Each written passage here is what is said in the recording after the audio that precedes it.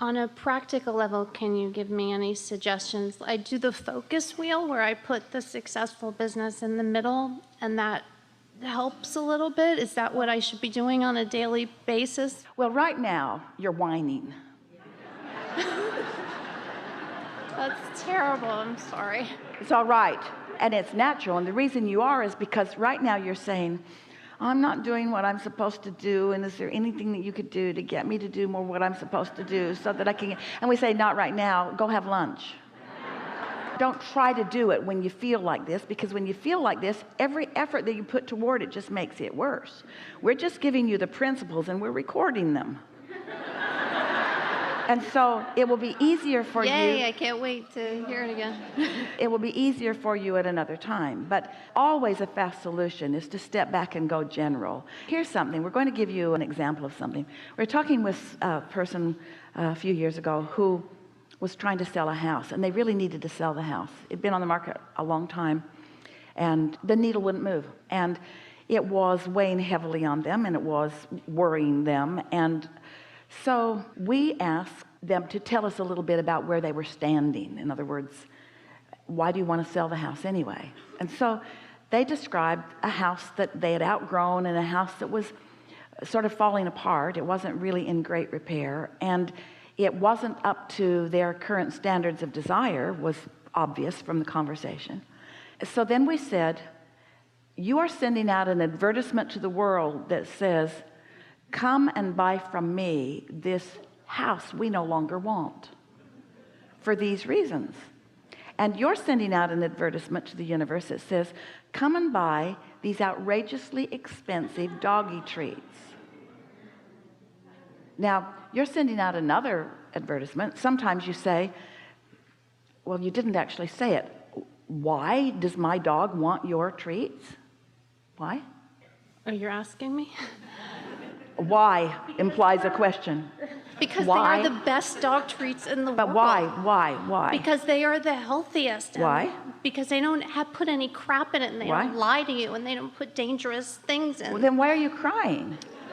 These are great dog treats. These are great dog treats. Because I started this because my dog got sick because of what she was eating.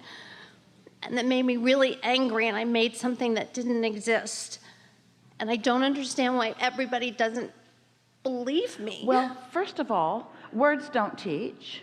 But most of all, you got a push and pull vibration going on. You believe in these things, but you're not in alignment with it. And so there's not much power or emphasis coming from you. You're not believable because you got cross currents going. We believe you that the treats are good, and we believe you that they're not selling. You've got this cross current going on. So you've got to just focus upon the part that feels good when you believe it, and not focus upon the part that doesn't feel good when you believe it, and then the needle will move. You see, you think it's about something other than you, and it's not fun or easy for you to hear us when we say, no, it's only you. It's only you, because you've watched so many other things without knowing this, that you made assumptions about why things go. Why do you think that businesses work? Well, most people have read a lot of books, and there's just a lot of things that they would tell you, and we'll tell you why businesses work. They work because somebody has an idea that they don't shoot in the foot every day with their bogus beliefs. That's why businesses that work. That's why anybody gets what they want. They desire it, and they don't contradict it with thoughts that oppose it. That's all there is to it. So it's not that they're smarter than me. It's their beliefs, not their innate business acumen that I don't have. No, what it is, it's not what others think about your business. It's about what you think they're thinking about your business. It's you in the process. Of all the things that you said to us here today, and those listening in can affirm this if you want to, we believe what you said about these treats.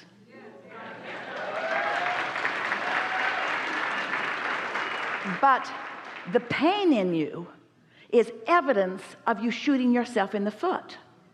When you say, why don't they believe me? We want to say it's because you're not believable. And the reason you're not believable is because you're contradicting your own belief with other beliefs. You've got to believe in your own business before you can ask anybody else to. And all that requires is just focusing on the positive aspects until the positive aspects dominate. And if somebody said, are there other dog treats that sell more? You might say, currently. Oh yeah, there's a lot of businesses that are doing a lot better than my business, but my business is just catching on. Are there other dog treats that are equivalent to the value of yours? I don't believe that there are. Is there a reason that everybody, if they knew what I knew, would like to have my dog treats? Yes. You know how people find Abraham? It's people telling people, telling people, telling people, telling people. It's not television, it's not advertisements, it's not billboards, it's people having a good experience and talking to somebody else about it. That's the best way for things to happen. People saying, my dog didn't feel so good, now my dog feels really good. What's the difference? This. Now if you want to interject a thought, you already told us that you've put a lot of money into it and you can only go so far, but that isn't even true. Trying to justify why you're in trouble isn't helpful, but justifying why this is going to work, that does help. Explaining what is working always helps. Explaining what doesn't work never helps. If you accept that it's all about your energy flow, and you accept that you can do something about your energy flow, and you can get fired up, and we can prod you enough that you get fired up. If we said, and we are infinite intelligence, and if we were so stupid as infinite intelligence as to say to you, your dog treats aren't that good, you know what you would say to us? You don't know, Abraham, you're wrong. You're wrong. You would argue with infinite intelligence, and that's what we want. We want you all to reach the place of being willing to stand up against whatever it is to say, this is what I want, and therefore this is what I will have. And when you are at that place, the universe will comply because you've been the only factor in the mix ever anyway.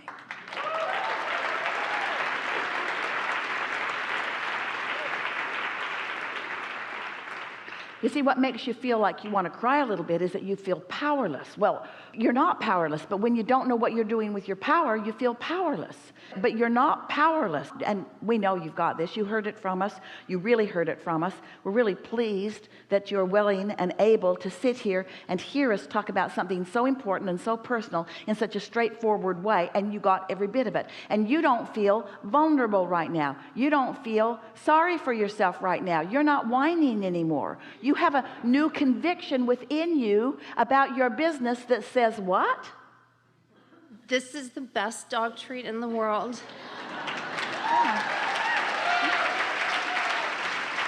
And I will figure it out. I am figuring it out every day. I am figuring it out. I'm figuring it out. I'm figuring it out.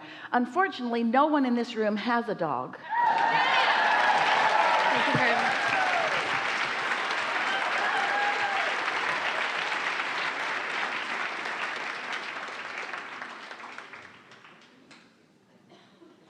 And so my other two questions is like face and palm reading. Does that have any merit to it?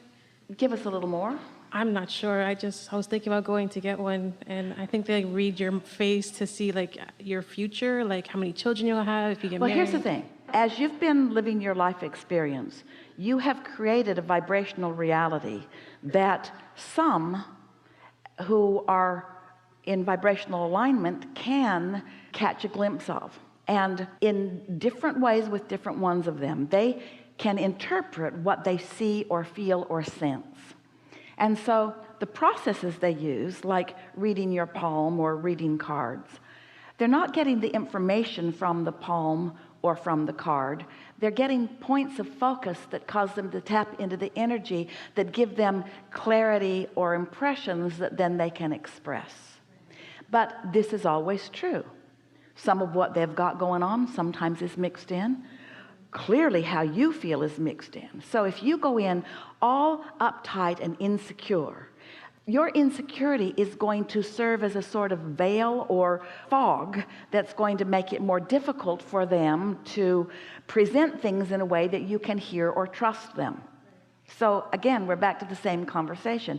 Can they read the energy? Yes, they can, and some of them are very, very good about it. Is it of value to you? It can be. But if it smacks of you being insecure, so you're looking for someone else and their connection in order to give you information, then it's not such a good idea. If you go for fun, that's different than if you go with need. If I go in a high vibration just for like an example to aspire to from the information they give me, would that serve me in any way? Or Esther, after Jerry died, was walking through Balboa Park. with friends. And some of them said, oh, there's a palm reader, you should go there. And Esther said, have you lost your freaking minds? Why would I go to someone else to interpret energy when I've got Abraham? And they said, just thought you might have fun. And Esther thought, you guys have lost your minds. So they roamed around for a couple of hours, and Esther couldn't stop thinking about this lady. And so then she told herself, if when we leave that lady's still there, I will give her $10 and see what she has to say. And when they got over there, the lady wasn't there. And Esther realized that she felt just the smallest element of disappointment. And then they turned the corner, and there she was. And Esther realized she felt just the smallest element of enthusiasm that she was still there. So she took out her $10 and sat down, and the woman began to turn over cards. Now, all that day, Jerry had been with Esther. In other words, he's dead, but that makes no difference whatsoever. And Esther had noticed that Jerry, quite often, when she could feel him around, she could feel him on her skin. And she would say, oh, I've got my Jerry legs on. In other words, she could feel the presence of Jerry. It's something she's very aware of and had been for the months that he had been dearly departed.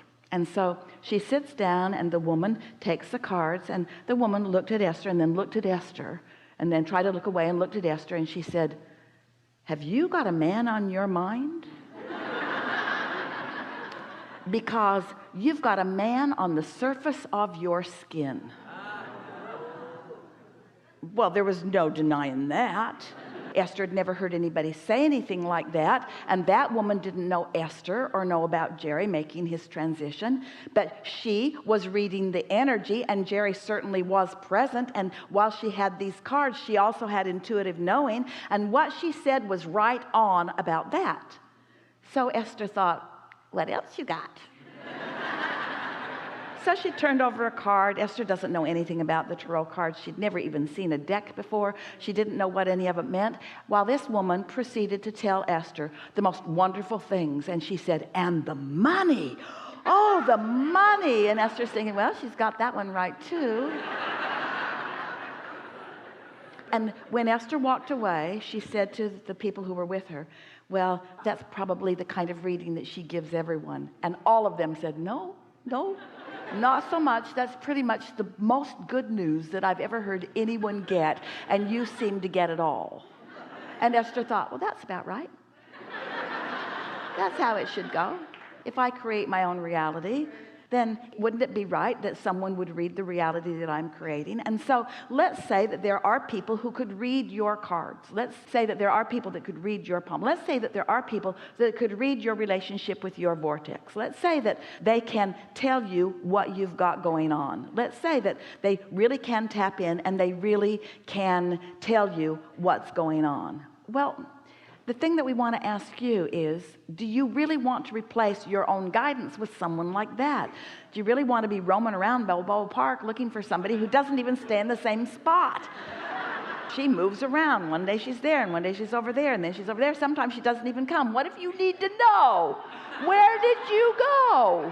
But sometimes I feel so disconnected. It's hard to get a tap, get a feel. Well, here's the thing. When you feel disconnected, you don't want a reading. You don't want somebody to say, oh, things are not good for you, because it's only temporary anyway. Why not use your own guidance system? That's like driving around in your car and the gas gauge says you're out of gas and you just go into deep and utter depression. Oh, I wish I hadn't looked. Does anyone have a happy face sticker? I shouldn't have looked over there. Now I can never go anywhere again. Of course it's not like that.